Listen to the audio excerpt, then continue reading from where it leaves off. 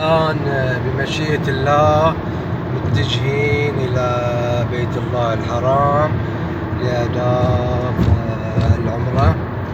إن شاء الله نسأل الله القبول. الآن طلعنا من الأحساء تقريبا الآن الساعة 2 ظهرا، متوجهين إن شاء الله مع الأخ العزيز أبو صادق. أبو صادق يا هلا مرحبا. إن شاء الله. إن شاء الله القبول والسلامة إن شاء الله.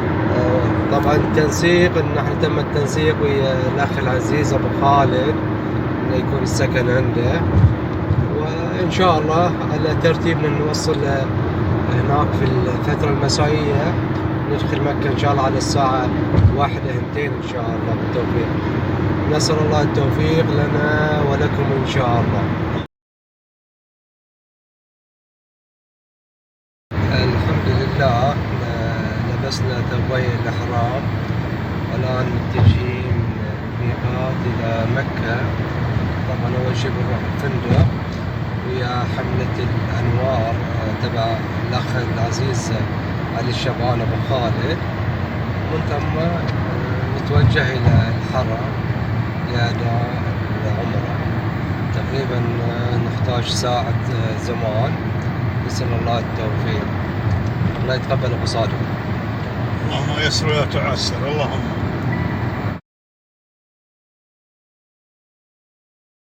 الحمد لله على التوفيق، وقد أدينا العمرة المفردة في هذا اليوم المبارك من شهر رجب 1444.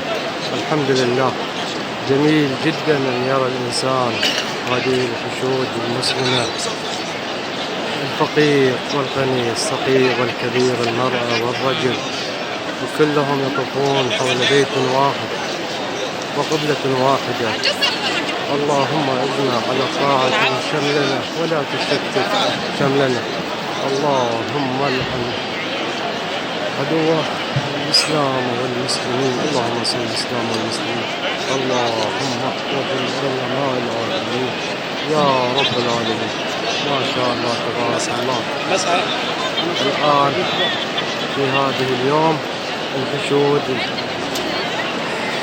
بالآلاف، بعشرات الآلاف، مئات الآلاف حشود، يعني نادر. يعني الآن الساعة قريب الساعة 12 ظهرا، والشمس درجة الحرارة مرتفعة، ولكن المسلمين لا يتوانون في تأدية المناسك التي أوجبها الله سبحانه وتعالى على المسلمين جميعا. اللهم لك الحمد إن بلغتنا لوصول هذه الأماكن المباركة، ووفقني إليها كل شهر، كل يوم، كل سنة. اللهم وفقني ووفق جميع المؤمنين. اللهم من كان له الرغبة في الحضور إلى هذه الأماكن المقدسة فوفقه يا رب العالمين. صل على محمد وآل بيته الطيبين الطاهرين.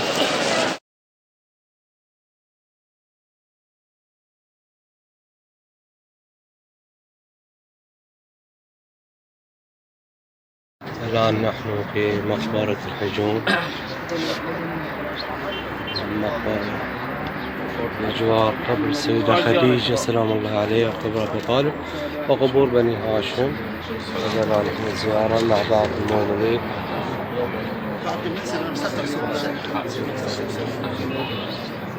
السلام عليك أيها السيد.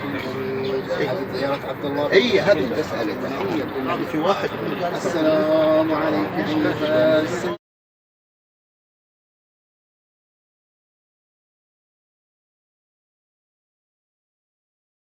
هذا برضو جزء من مقبرة الحجون، وهذه الأخوان التقينا فيهم من نيجيريا، من محبين محمد وآل محمد.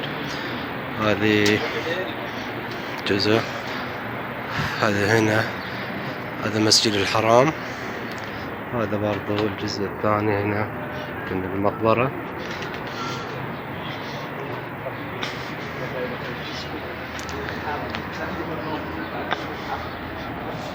يا أحبائي، الآن أنا في ضيافة الأخ أبو سعد في مكة المكرمة، يبلغكم تحياته بصوت وصورة. يا هلا ويا مرحبا، مساكم الله بالخير أجمعين. بصراحة اليوم أنا تشرفت بجية اخوي محمد طريفي وابو صالح ابو صادق ابو صاد. الله يحييك ان شاء الله. بصراحة جية جميلة ومفاجئة، وكانت جدا جدا يعني مناسبة، يعني عزيزة على القلب. شوفتكم من بعد هالغيبة، الله يسلمك. انورت واسفرت والله مكة يا الحبيب. والله يجعلنا دائما ان شاء الله نلتقي دائما على خير، وعقبال ما يجون الشباب ويشرفونا ان شاء الله. تسلم ودنا حبيبي. بشوفتكم قريب ان شاء الله، انكم تجون وتوعدونا قبل رمضان او في رمضان. تعالوا وانت آل الحسن اجيكم على خشمي. تشرفنا والله يا اخوي. الله يطول في عمركم شرفنا ان شاء الله. هذه يا شباب انا اوجه لكم دعوه، تشوفوا لنا يوم من الايام سواء في ذا الشهر او الشهر الجاي، احنا نفس المجموعه. بعد اذا بيجي انا ابو عدنان نجي في فريق واحد، نجينا في مكه نجلس لنا يومين، نسوي عمره ايوه ونزور ونشوف هنا، واللي يبغى يودي يروح جده نوديه جده. نوديكم جدا، نوديكم الهدى بعد ترى قريب، يعني نص ساعة واحنا في الهدى. نعم. نغير لكم الطايف أجواءكم، يعني. تشوفون اجواء جميلة جدا. بس تعالوا بس تعالوا. يلا هذه دعوه، وانتظر انا من عندكم تعليقات في الجروب. موفقين ان شاء الله. الآن احنا في ضيافة الأخ أبو سعد، وهذا الأخ أبو صادق. طبعا في مطعم أحد مطاعم مكة الشهيرة. الوجبات تقريبا كلها وجبات شهيرة هندية، الأكل لذيذ جدا. الله يعطيك العافية أبو سعد، خوش اختيار. الله يعطيك العافية إن شاء الله. الله يسلمكم. طبعا هذه الأصناف لا تسألوني ويش الأسماء التي سميتموها. نعم.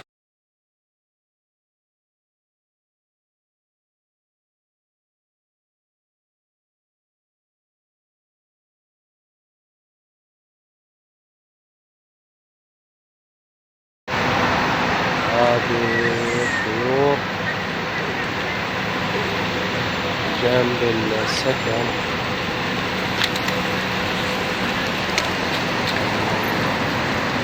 هذه لما نجربها ونحش الطيور الآن. هذه الطيور بكثرة، يعني طبعا الطيور بجنب الفندق اللي هو فندق هوليداي هوليداي. هذا الجانب هنا طيور، هنا الجانب الثاني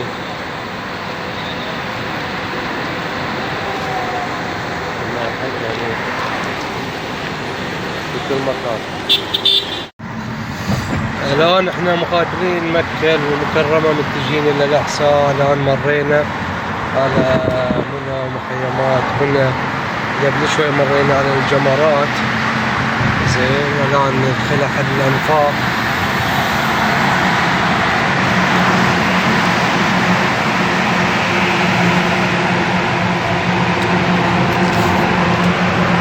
طبعا الأنفاق هذه سهلت على الإنسان، سهلت كثير حركة السير والتنقل في أجواء مكة.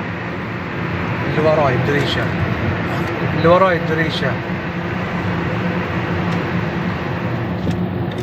سهلت كثير الآن هذا النفق. الآن باقي شوي، الآن بتجينا برضو مخيمات حق منى، مثل ما يقولوا المربعات الإضافية. هذه المخيمات هنا برضو، هذه المخيمات واضحة أكيد منى تلبس أشعة الشمس مثل ما يقولوا. وهذا نفق الثاني أو الثالث بالنسبة لنا، احنا ما صورنا الأول. الأنفاق هذه سهلت كثير. الآن احنا طالعين إلى الطايف، ومن بعدها نتجه على طول إلى الأحساء، وطننا الغالي الحبيب. نسأل الله السلامة للجميع إن شاء الله. باقي الزوار الآن كثير من الحملات المعتمرين قاعد تتجهز علشان تنطلق إلى الأحساء، القطيف، الدمام، سيهات، صفوة. كثير الآن قاعدين هم يتحركوا.